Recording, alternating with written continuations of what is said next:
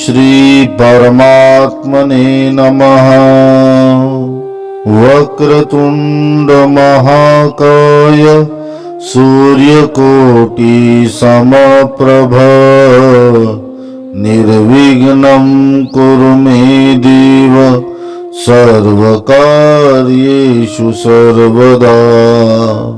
गुरुर्ब्रह्मा गुरुर्विष्णु गुरुर्देवो महेश्वरा गुरुर्साक्षात् परब्रह्म तस्मै श्री गुरुवे नमः।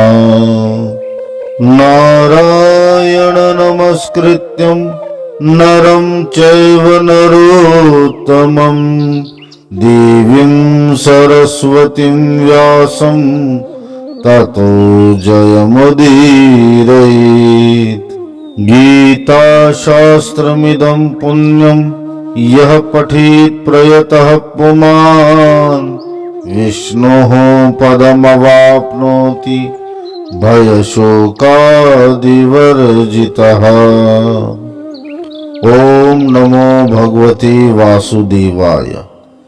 सभी को ओम नमो नारायण। श्रीमद् भगवद गीता की चर्चा करते हुए हम यहाँ 90वें अध्याय की चर्चा कर रहे हैं, जहाँ भगवान अपनी योग शक्ति के अद्भुत सामर्थ्य के बारे में बता रहे हैं। साथ ही बता रहे हैं कि संपूर्ण भूतों को धारण तथा पोषण करने वाला होने पर भी भगवान संपूर्ण भूतों से अलग है। समस्त भूतों में भगवान अव्यक्त रूप से व्याप्त है और यह समस्त भूत संपूर्ण चराचर जगत भगवान में ही स्थित है। इसी बात को स्पष्ट करने के लिए आकाश का उदाहरण देते हुए छठे श्लोक में भगवान कहते हैं, यथाकाश स्थितो नित्यं वायुः सर्वत्र गो महान् तथा सर्वाणि भूतानि मत्स्थानीत्युपधारय।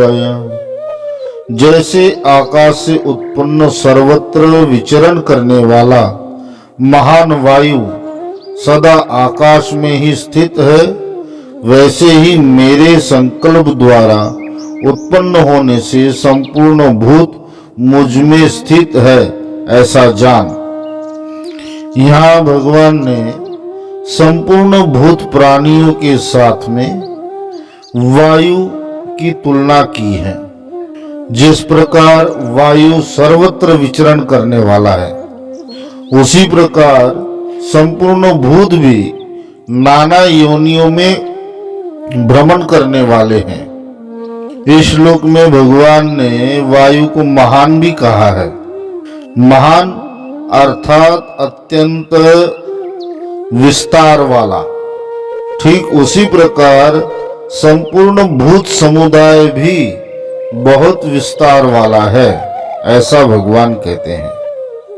जिस प्रकार वायु आकाश से उत्पन्न हुआ है, उसी प्रकार संपूर्ण चराचर जगत संपूर्ण भूत भगवान से ही उत्पन्न हुए हैं। जिस प्रकार वायु आकाश में स्थित होता है, उसी प्रकार यह संपूर्ण भूत भी भगवान में ही स्थित होते हैं। और जिस प्रकार वायु आकाश में ही लीन हो जाता है, उसी प्रकार यह संपूर्ण चराचर जगत भी अंत में भगवान में ही लीन हो जाते हैं। वायु का उत्पन्न होना, स्थित होना और विलय हो जाना, यह तीनों अवस्थाएं आकाश में ही होती हैं। इसलिए आकाश से वह भिन्न वायु कदापि रह नहीं सकता। ठीक उसी प्रकार संपूर्ण चराचर जगत की उत्पत्ति, स्थिति तथा लय भगवान में ही होने के कारण वह भगवान से कभी अलग हो ही नहीं सकती। और जैसे वायु का कहीं भी जाना उसकी गति से आकाश का कुछ भी संबंध नहीं है, ठीक उसी प्रकार संसार के समस्त भूतों की गति और विकार, उन सब से भगवान सदा ही अलग है। भगवान उन सब से अतीत है। 7वें श्लोक में भगवान कहते हैं, सर्वाणि भूतानि कौन्तेय प्रकृतिं यान्ति मामिकाम् कल्पक्षये पुनस्तानि कल्पादो विसृज्याम्यहम्। हे अर्जुन, कल्पों के अंत में सब भूत मेरी प्रकृति को प्राप्त होते हैं, अर्थात प्रकृति में लीन होते हैं, और कल्पों के आदि में उनको मैं फिर रचता हूँ। ब्रह्मा जी का एक दिन एक कल्प का होता है, और जितना बड़ा दिन होता है ठीक उतनी ही बड़ी ब्रह्मा जी की रात्रि भी होती है। इसी प्रकार जब काल गणना से ब्रह्मा जी के 100 वर्ष पूर्ण हो जाते हैं, तब ब्रह्मा जी की आयु की समाप्ति हो जाती है। उसी काल को कल्पक्षय कहते हैं। भगवान कहते हैं कि जिस समय ऐसा कल्पक्षय आता है, उस समय ब्रह्मा सहित समस्त शरीर, इंद्रिय, मन, बुद्धि, भोग सामग्री, सभी 14 लोकों के सहित समस्त प्राणी जगत मूल प्रकृति में लीन हो जाते हैं। इसलिए उस काल को महाप्रलय भी कहते हैं। यह मूल प्रकृति भगवान से अलग नहीं है, यह भगवान की ही शक्ति है। प्रकृति में लय हो जाना अर्थात भगवान में ही लय हो जाना समझा जाना चाहिए। और फिर पुनः जब कल्पों की शुरुआत होती है, अर्थात जितने समय परिमाण का ब्रह्मा जी के 100 वर्ष होते हैं, उतने समय तक सृष्टि में कुछ भी नहीं रहता। ब्रह्मा जी के 100 वर्ष के बराबर की वह रात्रि जब व्यतीत हो जाती है और पुनः कल्प की शुरुआत होती है, ब्रह्मा जी का प्रागट्य भगवान के नाभि कमल से होता है और फिर ब्रह्मा जी के द्वारा संपूर्ण लोकों सहित संपूर्ण भूतों की रचना होती है। 8वें श्लोक में भगवान कहते हैं, प्रकृतिं स्वामवष्टभ्य विसृज्यामि पुनः पुनः भूतग्राममिमं कृत्स्नं वशं प्रकृतिर्वशात्। अपनी प्रकृति को अंगीकार करके स्वभाव के बल से परतंत्र हुए इस संपूर्ण भूत समुदाय को बार बार उनके कर्मों के अनुसार रचता हूँ। पूर्व श्लोक में जिस मूल प्रकृति में सब भूतों का लय होना बतलाया है तथा सृष्टि रचना आदि कार्य के लिए भगवान अपनी जिस शक्ति का स्मरण करते हैं, उसे ही यहाँ स्वाम प्रकृतिम पद के द्वारा भगवान बताते हैं। जहाँ भगवान कहते हैं कि अपने स्वभाव के बल से परतंत्र हुए। स्वभाव अर्थात अपने अपने गुण और कर्मों के अनुसार बना हुआ भाव है, जिसे उस जीव की प्रकृति भी कहते हैं। भगवान की प्रकृति सर्वव्याप्त समष्टि प्रकृति है और जीव की प्रकृति एक अंश रूप है। जीव अपनी उसी प्रकृति के अधीन होकर बंधन में पड़ जाता है और उस बंधन में पड़े रहने के कारण ही जन्म मृत्यु के चक्र में भ्रमण करते रहता है। जब तक जीव भगवान की शरण ग्रहण करके भगवान के प्रति समर्पित होके उनकी परम कृपा को प्राप्त नहीं होता, परम योग को प्राप्त नहीं होता, भगवान कहते हैं तब तक मैं उनको बार बार इस प्रकार प्रत्येक कल्प के आदि में उनके भिन्न भिन्न गुण कर्मों के अनुसार अनेक प्रकार की नाना योनियों में उत्पन्न करता रहता हूँ। 9वें श्लोक में भगवान कहते हैं, न च मां तानि कर्माणि निमग्नन्ति धनंजय उदासीन उदासीनमसक्तं तेषु कर्मसु। हे अर्जुन, उन कर्मों में आसक्ति रहित और उदासीन के सदृश स्थित मुझ परमात्मा को वे कर्म नहीं बांधते। संसार की उत्पत्ति, स्थिति और लय, इन्हीं कर्मों के बारे में भगवान यहाँ कह रहे हैं कि भगवान के यह संपूर्ण कर्म आसक्ति रहित होते हैं, केवल इस संसार के विधान को सुचारू रूप से चलाने के लिए होते हैं। इन सब चेष्टाओं में कर्तृत्वाभिमान तथा पक्षपात नहीं होता। इन सब कर्मों से भगवान निर्लिप्त रहते हैं। इससे भगवान ने यह बात बताई है कि कर्म और उनके फल में आसक्त ना होने एवं कर्ता भाव के ना होने से और पक्षपात से रहित सब में समभाव के कारण ही वे सब कर्म मुझे बांधने वाले नहीं होते। जिस प्रकार कर्तापन का भाव त्यागने पर कर्म बंधन कारक नहीं होते, यही सरल उपाय जगत के अन्य लोगों के लिए भी भगवान बताते हैं।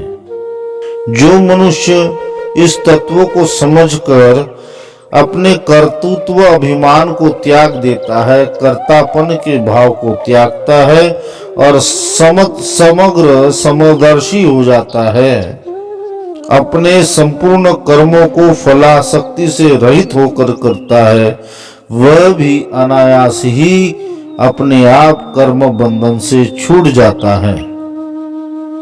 10वें श्लोक में भगवान कहते हैं, मयाध्यक्षेण प्रकृतिः सूयते सचराचरम् हेतुनानेन कौन्तेय जगद्विपरिवर्तते। हे अर्जुन, मुझ अधिष्ठाता के सकाश से प्रकृति चराचर सहित सर्व जगत को रचती है और इस हेतु से ही ये संसार चक्र घूम रहा है।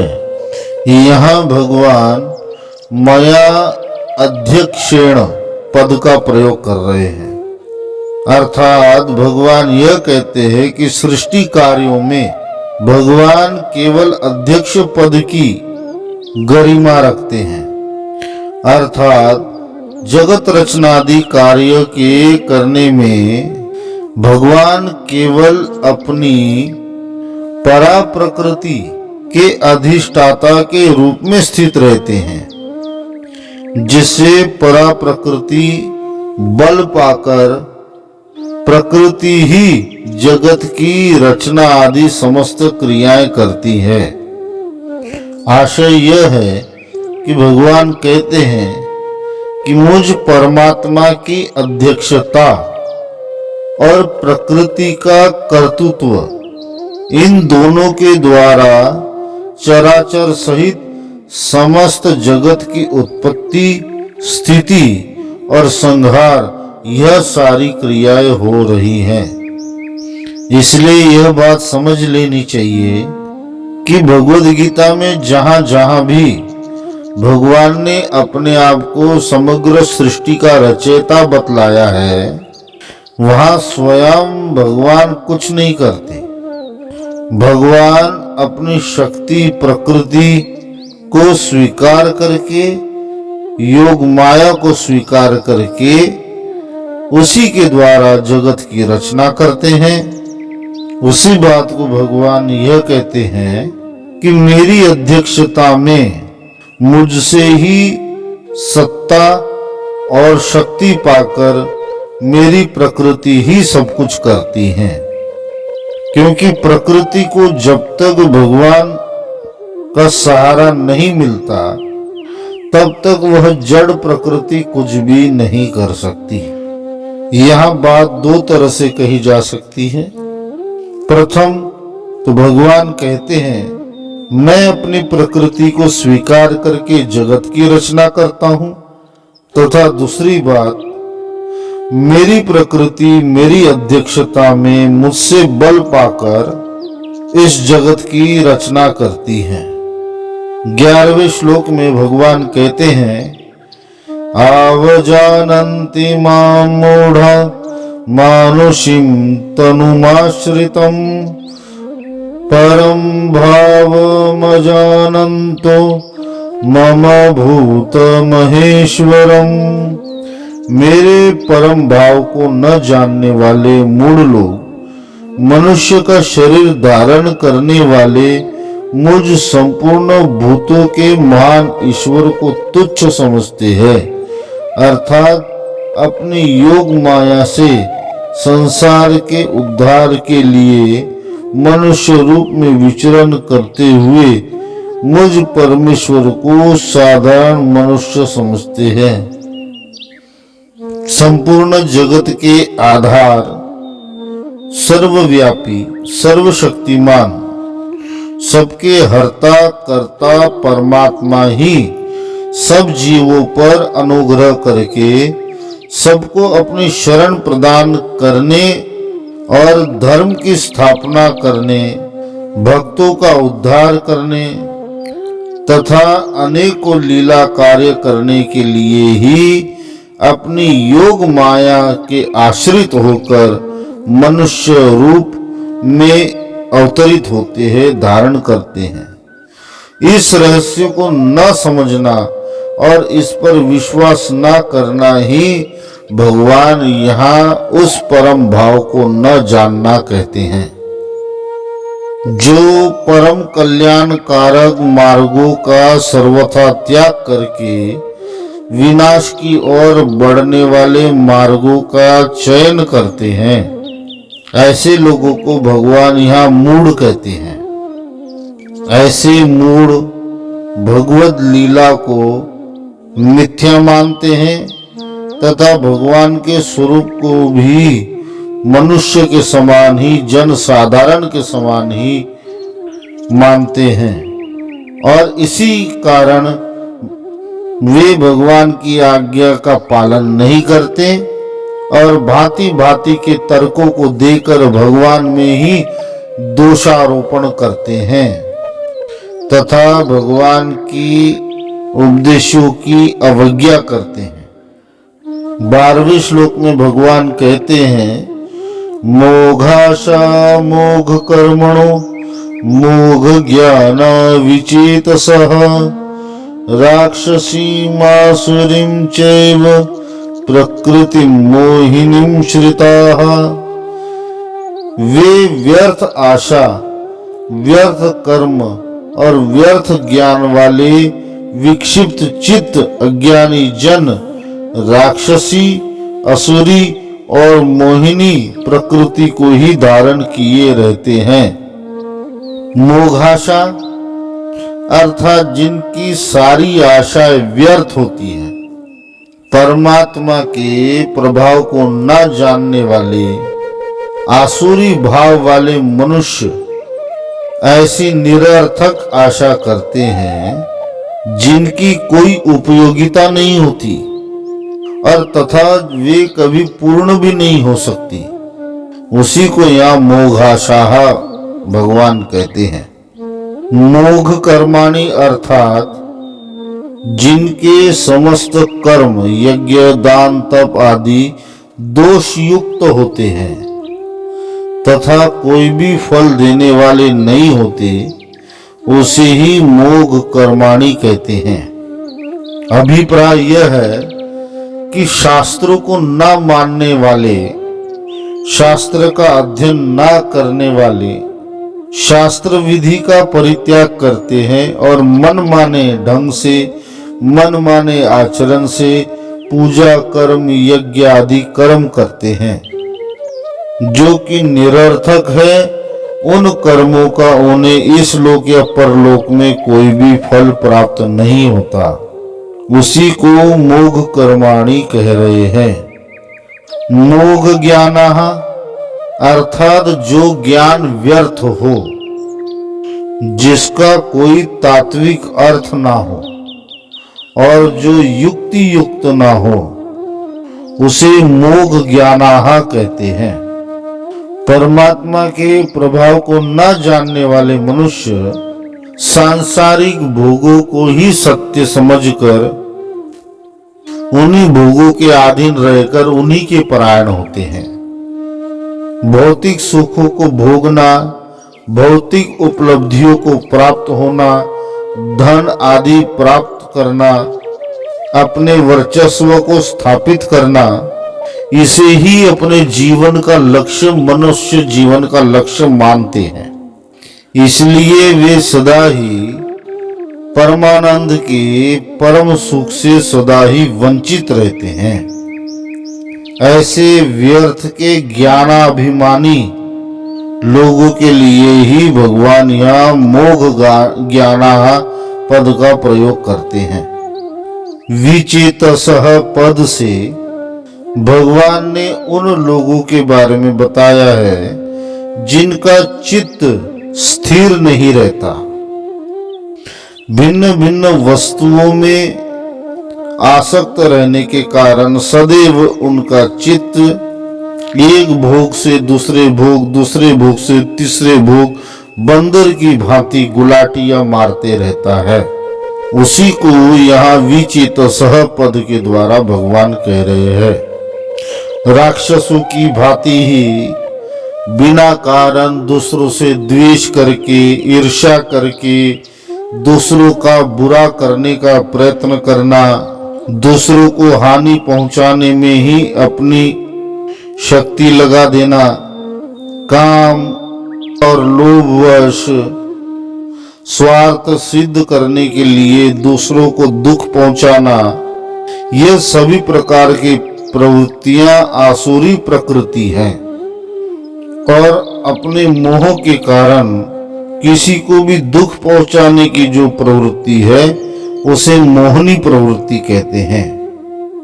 भगवान कहते हैं इन सभी दुष्ट स्वभावों का त्याग करने के लिए जो प्रयत्न भी नहीं करता, इन्हीं सब दुष्ट प्रवृत्तियों को जो सदा ही पकड़े रखता है, उन्हें धारण करके रखता है, भगवान के प्रभाव को न जानने वाला मनुष्य ही ऐसा करता है। इसलिए इन सभी दुर्गुणों से युक्त मनुष्यों को भगवान उनके प्रकृतियों के अधीन तथा स्वभाव के अधीन बतलाते हैं।